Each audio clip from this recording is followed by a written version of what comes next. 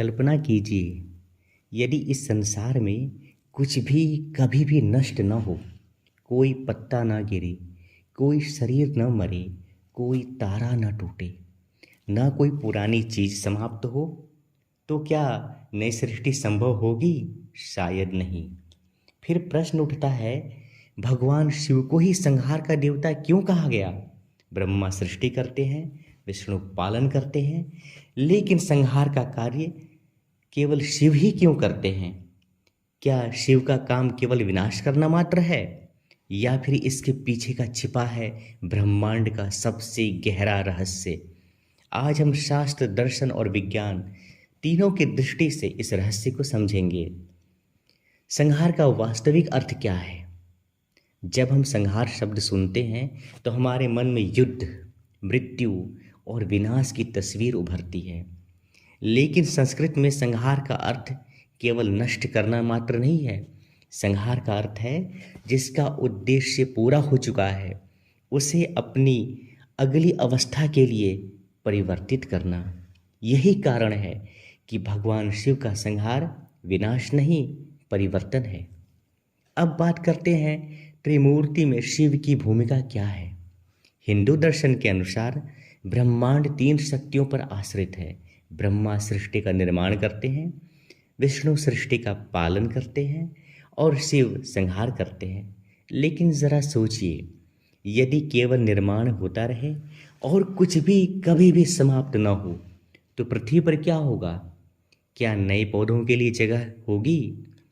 क्या नई पीढ़ियां जन्म ले पाएंगी? क्या प्रकृति का संतुलन नहीं बिगड़ जाएगा?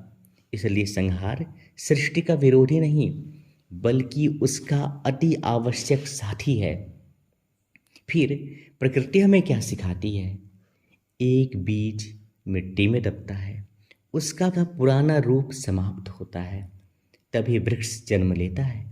सांप अपनी पुरानी केचुल छोड़ता है, तभी उसका विकास होता है।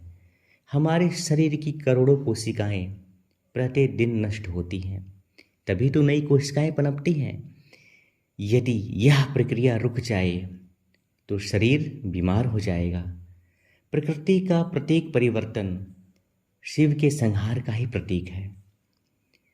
फिर शिव वास्तव में किसका संहार करते हैं? शिव मनुष्य का संहार करते हैं क्या? नहीं, मनुष्य के भीतर छिपे अहंकार को संहार करते हैं।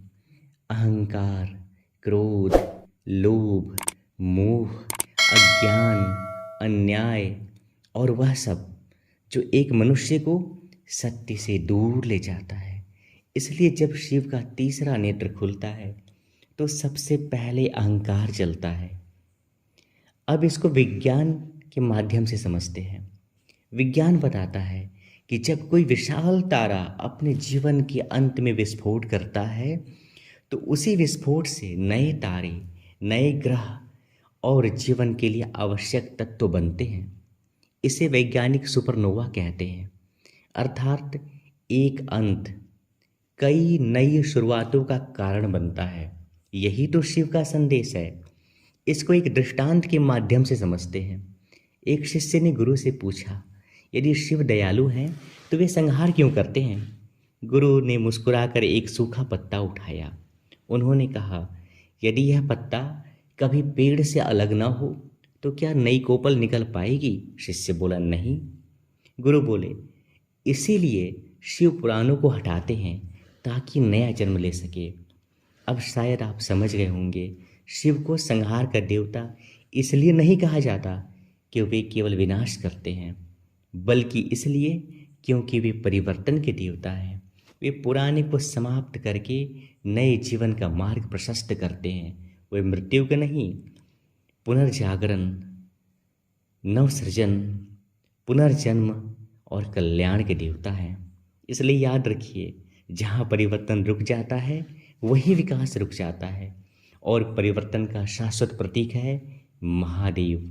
यदि यह वीडियो आपको ज्ञानवर्धक लगी हो तो इसे अपने मित्रों के साथ अवश्य शेयर करें। कमेंट में लिखें हर हर महादेव।